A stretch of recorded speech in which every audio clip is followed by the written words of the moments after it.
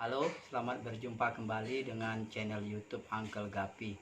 Kali ini Uncle Gapi akan sedikit berbagi tentang cara cepat memperbanyak gapi dan mengarahkan jenis kelamin dari hasil breeding, mau ke arah banyak jantan atau banyak betina.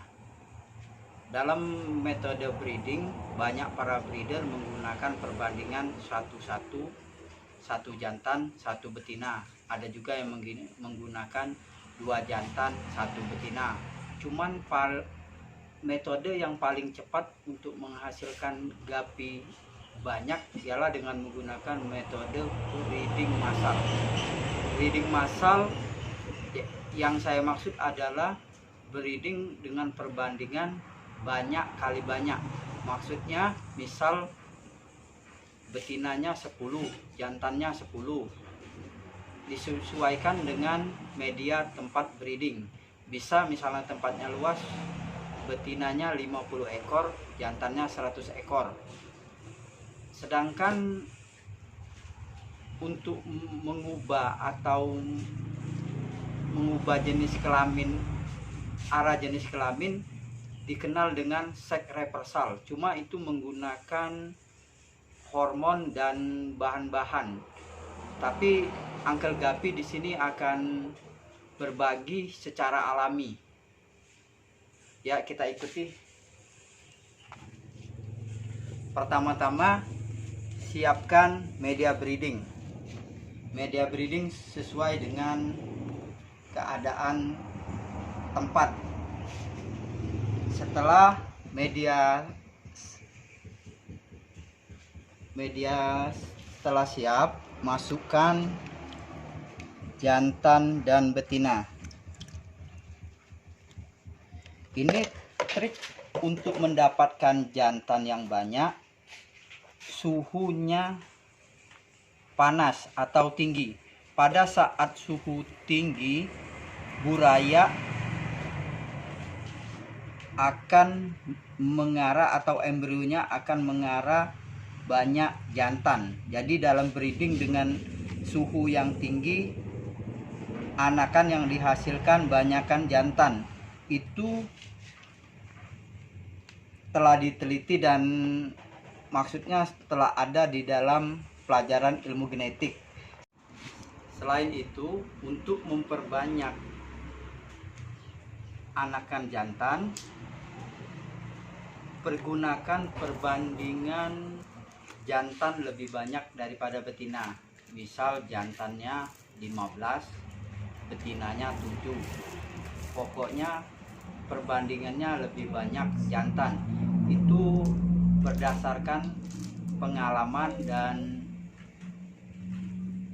cerita dari para petani.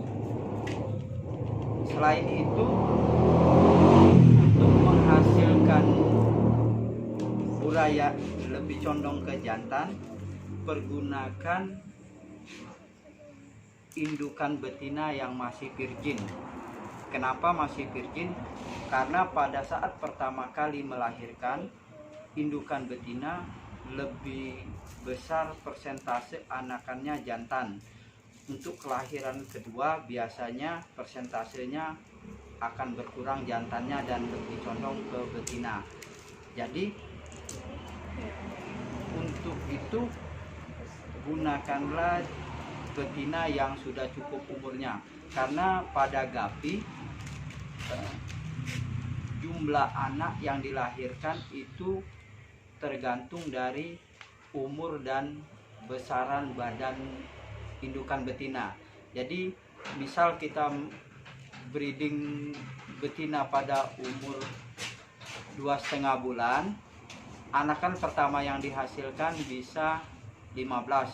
Tetapi bila kita breeding pada usia 3 bulan, anakan yang dihasilkan bisa menjadi misalnya 25.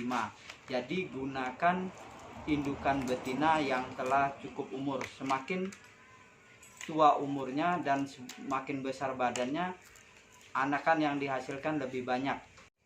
Setelah kisaran 2 minggu, indukan betina akan hamil.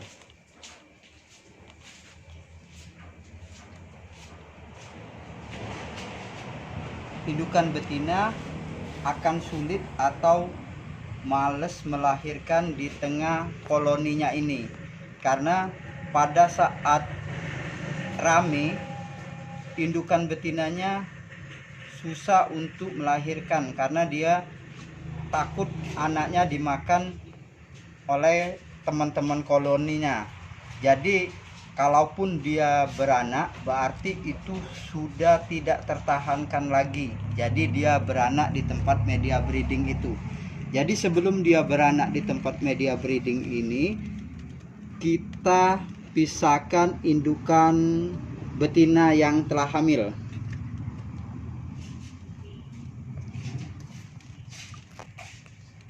Indukan betina yang hamil ditandain dengan perutnya membesar, tapi bukan penyakit.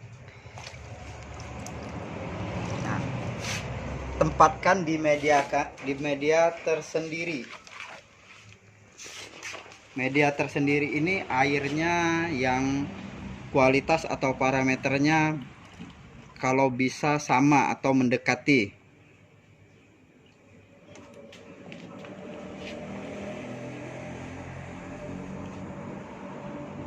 Diamkan jangan buat dia stres.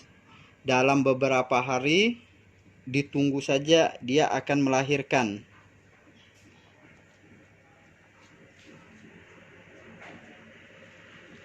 Dalam proses breeding ini sebaiknya indukan dikasih pakan hidup berupa jentik nyamuk dan kutu air, terutama jentik nyamuk yang bagus untuk indukan betina. Setelah beberapa hari, indukan betina akan melahirkan. Setelah melahirkan, angkat indukan betina karena indukan betina ini merupakan kanibal. Pada saat dia lapar, dia akan memakan anaknya. Pada awalnya, pada saat dia melahirkan, dia tidak akan makan anaknya, cuma setelah selesai dan lapar biasanya dia kanibal, terutama untuk jenis-jenis albino.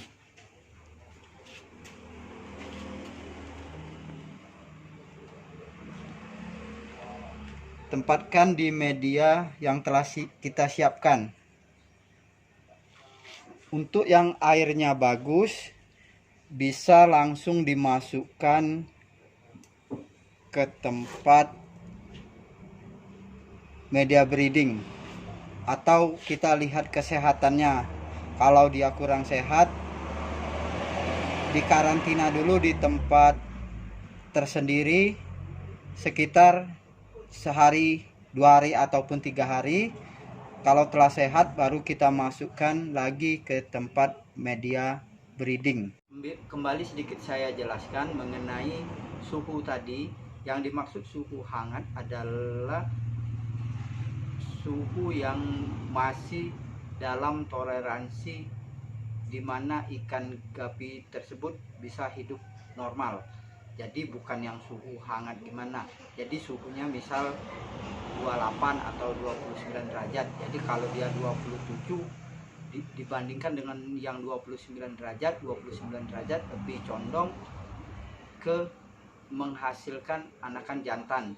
Jadi untuk triknya saya sering menggunakan styrofoam, karena dengan media styrofoam kita bisa suhunya lebih terjaga dan malam bisa kita tutup.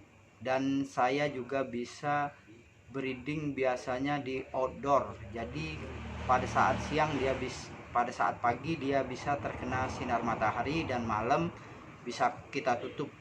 Jadi untuk teman-teman bisa juga dengan menggunakan heater atau apapun, yang penting suhunya terjaga dengan stabil. Dan untuk menghasilkan buraya lebih condong ke betina, kita gunakan atau suhunya yang lebih dingin. Selain itu, untuk menghasilkan anakan betina yang banyak, kita kembalikan atau balikan dengan metode yang tadi, yang menggunakan perbandingan jantan lebih banyak, kita gunakan indukan betina lebih banyak. Dan indukan betinanya untuk menghasilkan anakan betina yang lebih banyak, kita gunakan indukan yang pernah berojol sekali atau 2 kali berojol. Jadi itu biasanya cenderung untuk menghasilkan anakan betina. Ini hanyalah sebuah teori, dan hasil dari breeding akan dapat kita ketahui setelah kita melakukan breedingnya. Demikianlah sekedar sharing dari saya. Bila ada yang kurang tepat atau ada kurang-kurang, harap maklum. Dan akhirnya saya ucapkan terima kasih.